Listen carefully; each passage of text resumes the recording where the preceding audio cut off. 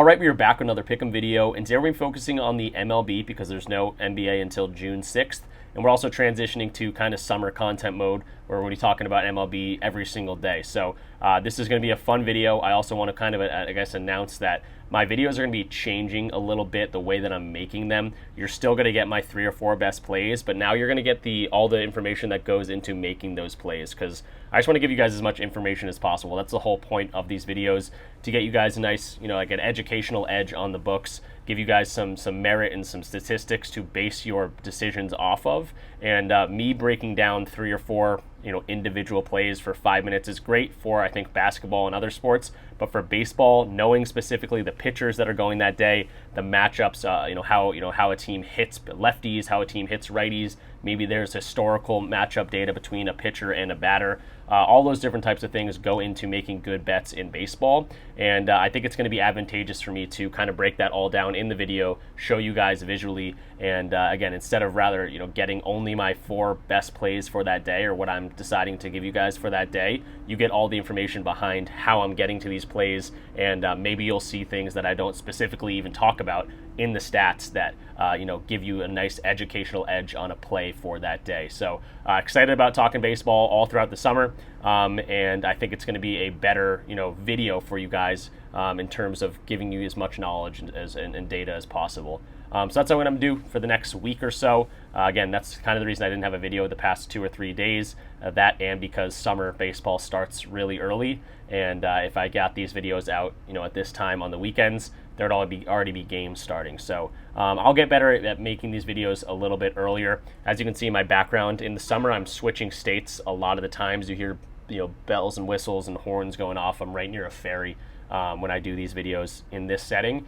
I'm literally in a shack right now. So it doesn't matter where I am, the content's still going to stay the same. And I just want to give you guys kind of the background knowledge and how I make the plays. And again, just the more knowledge, the better, I think, on these videos. So if you're new around here, definitely go ahead and subscribe. We're going to continue doing content all throughout the year. Doesn't matter if basketball is over or football is over. We're still going to be doing MLB. And then obviously once the NFL starts up in the fall, we're going to be attacking that. And then we got basketball again. So those are the main 3 we talk about. Again, I mentioned WNBA if there's days that we see value there. But yeah, baseball is what we're going to be looking at. So excited about it. There's a bunch of different data and statistics that go into baseball, and that's what we're going to be breaking down. So let's get into the video. All right, so let's jump into the desktop screen here, actually start talking about some plays real quickly. This is an app called Outlier. I highly recommend it to anyone that does this, decent amount of the time for your entertainment.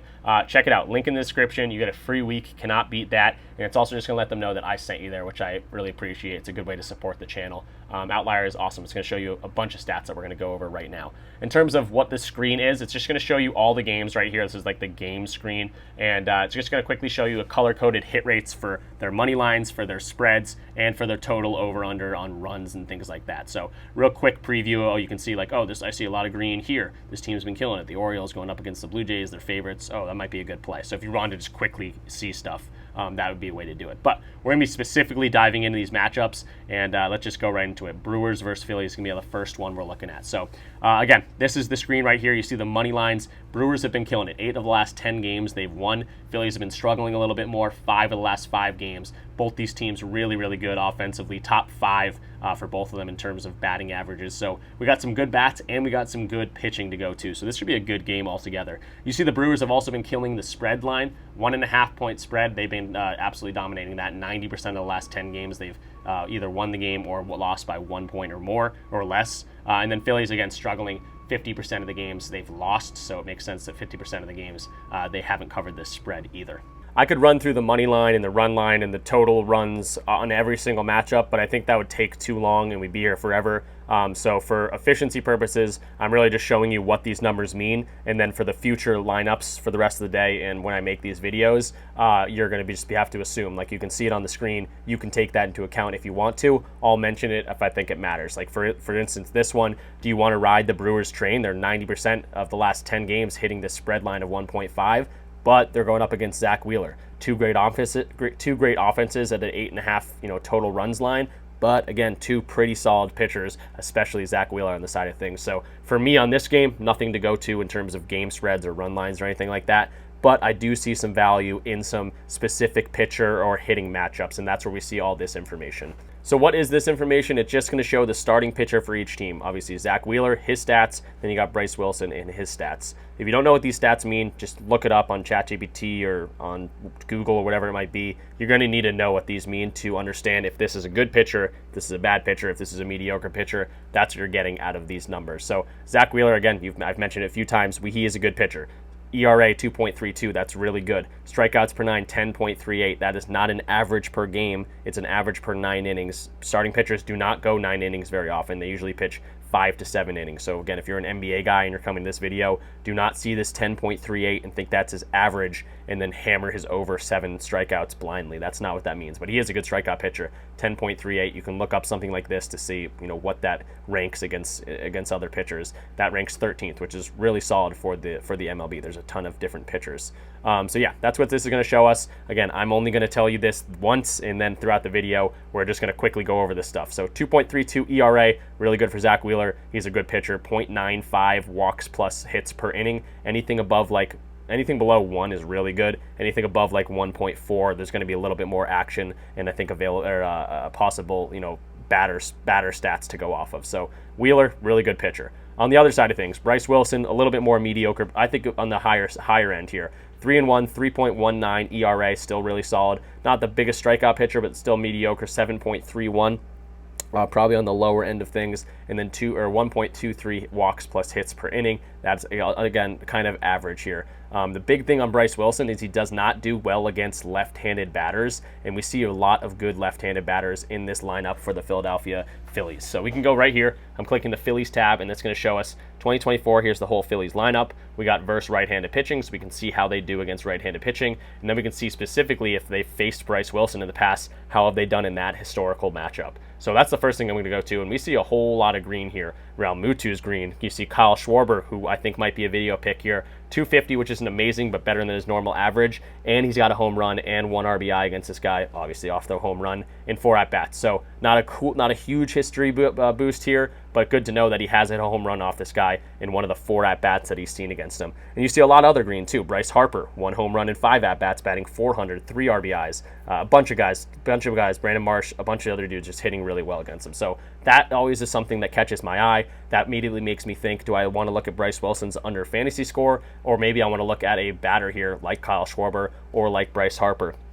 And then you'd be wanting to look at more things like that. So in terms of this matchup, I would want to be looking at batters on the Phillies side of things. I know they've been struggling a little bit more recently, but Kyle Schwarber, maybe a guy that catches my eye a little bit. And again, Bryce Harper, I'd want to look at him. Then you want to say, hey, maybe he struggles against right-handed pitching? And it's right here. Kyle Schwarber only batting 178 against right-handed pitching. That's something you got to take into account, where Bryce Harper is batting 274, which is better than his normal average against right-handed pitching. So all these different types of things go into what I'm talking about, and it's cool to see it real quickly. So Bryce Wilson definitely getting a disadvantage here against Zach Wheeler in terms of the pitcher matchup. Now on the other side of things, for the Brewers, you see a whole lot of red against Zach Wheeler. And again, a little bit more history here. 20 at-bats for Hoskins, batting 200. William Contreras, 9 at-bats, batting 222. That's worse than his average. The only guy I'd see that you might have some advantage here is Adames at 400, one home run, 5 RBIs, and 10 at-bats. If you wanted to go to like a total bases line on him, I wouldn't mind that.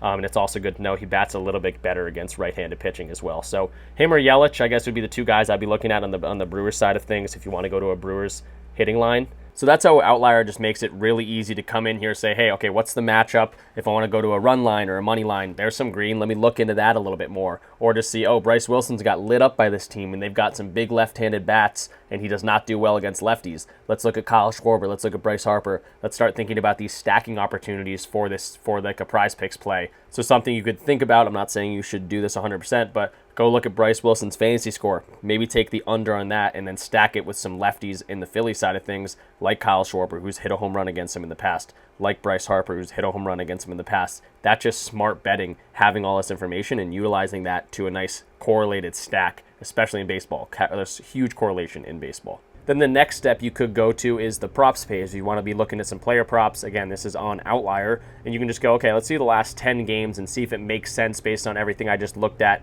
in the pitcher-hitter matchups and things like that. So Willy Adames, one of the only guys that hits Zach Wheeler good or well right here. 410 at-bats, 1 home run, and 5 RBIs, and he's also got above 0.5 bases in 9 of the last 10 games. Maybe that's something you want to look at minus 154 value. It is juiced a little bit, but still something to look at. Whereas someone like, I don't know, Alec Boehm or something, who has been struggling, going on the under here, 2.5 hits, runs, and RBIs. He's gone under in 8 of the last 10 games. Do I want to be looking at an under here? Well, no, because we just looked at Phillies against Bryce Wilson. Boehm is one of the guys that hits this guy well, 1 of 1, not much history, but 1 of 1. And against right-handed pitching, he bats .315. So again, has gone under in 8 of the last 10 games, but he has a great history against this pitcher and against righties. So this is turning out to be more of like an educational video, which I'm totally fine with. That's the whole point of why I make these videos. Maybe you guys saw something in that breakdown of this Phillies-Brewers matchup that I didn't even mention, and maybe you make a good play based on that. That's the whole point of these, and that's what I want to do. So not today, because I think I'm running out of time. I started this way too late, and I'm going to get better starting way earlier in these videos, getting them out earlier to you guys. But let me know if that's a cooler way to do it. Break down each individual matchup. Obviously, it would be much more quicker. I'm not going to spend 8 to 10 minutes on one matchup. We'd spend more time on ones that have a lot of value and less time on ones that don't have a lot of value for sure. And we try to keep it to that 20 to 25 minute video. Nothing too crazy, but give you guys as much information as possible. So I'm running out of time for this one, so I am just going to quickly give you my next few plays that I'm liking on the day. But that's kind of the process of how I make plays. And you're not going to always, it's not going to roll your way. Baseball is weird sometimes in that way. A guy can go 0 for 4, even though he hit the warning track on 3 of those, throw 3 of those shots on good contact. That's just what happens sometimes with baseball. But hey, that's the best thing. If this is your form of entertainment, you might as well get the best educated guesses throughout the day based on stats and things like that. So that's going to be what we do. Hopefully you guys enjoyed that. I'm not done with the video just yet, but I'm not going to go through every single matchup individually on this video, but I am hopefully doing that from now on.